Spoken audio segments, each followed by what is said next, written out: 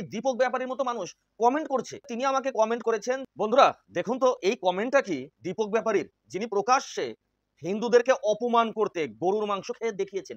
এই কি সেই দীপক ব্যাপারী?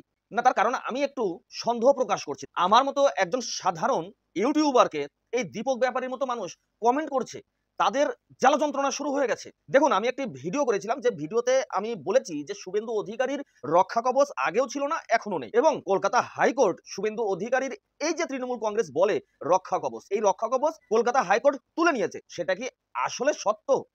এখন এই ভিডিওতে এই দীপক ব্যাপারী, আমি তার প্রোফাইলে ঢুকেছিলাম, তার প্রোফাইল দেখে আমি যা বুঝতে পারছি, সোশ্যাল অ্যাক্টিভিস্ট অ্যান্ড জার্নালিস্ট, এবং কোথাও যেন মনে হচ্ছে হ্যাঁ হলে হতে পারে ইনি সেই দীপক ব্যাপারী। এখন প্রশ্নটা হচ্ছে, তিনি আমাকে কমেন্ট করেছেন যে সকলেই গাঁজা টেনেছিস। হ্যাঁ, কি বলবো বলেন?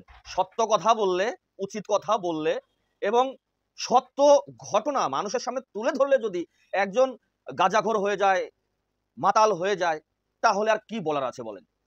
আজকে এই তৃণমূল কংগ্রেসের রাতের ঘুম নেই ঠিক মতো, দিনে ঠিক মতো ভাত খেতে পারে না, কোনো কিছুই খেতে পারে না। এরা ডিজিটাল যোদ্ধা, এরা হচ্ছে তৃণমূল কংগ্রেসের এই ডিজিটাল যোদ্ধা, যারা ছোট ছোট ইউটিউবার এবং যারা প্রতিবাদ করে, প্রত্যেকটা প্রতিবাদী প্রত্যেকটা ইউটিউবারকে এমন ভাবে টার্গেট করছে, তাদের কমেন্ট বক্সে গিয়ে কমেন্ট করছে এবং তাদেরকে পর্যবেক্ষণ করছে। যেমন ধরুন, আপনারা জানেন ইতিমধ্যে পশ্চিমবঙ্গ পুলিশ আমার পেছনে উঠে পড়ে লেগেছে আমাকে দাবানোর জন্য।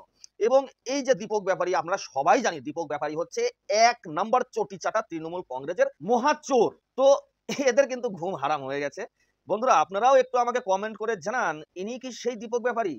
আমি একটু সন্দেহ প্রকাশ করছি, কিন্তু 99% আমি নিশ্চিত করে বলতে পারি এই সেই দীপক ব্যাপারী।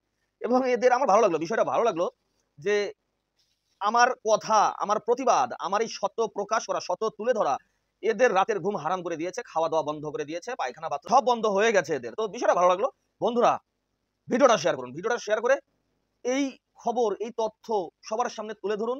আর আপনার বিষয়টা কিরকম লাগছে, আপনার কি মতামত, অবশ্যই তা কমেন্ট করে জানাবেন। ভালো থাকবেন, সুস্থ থাকবেন। নমস্কার।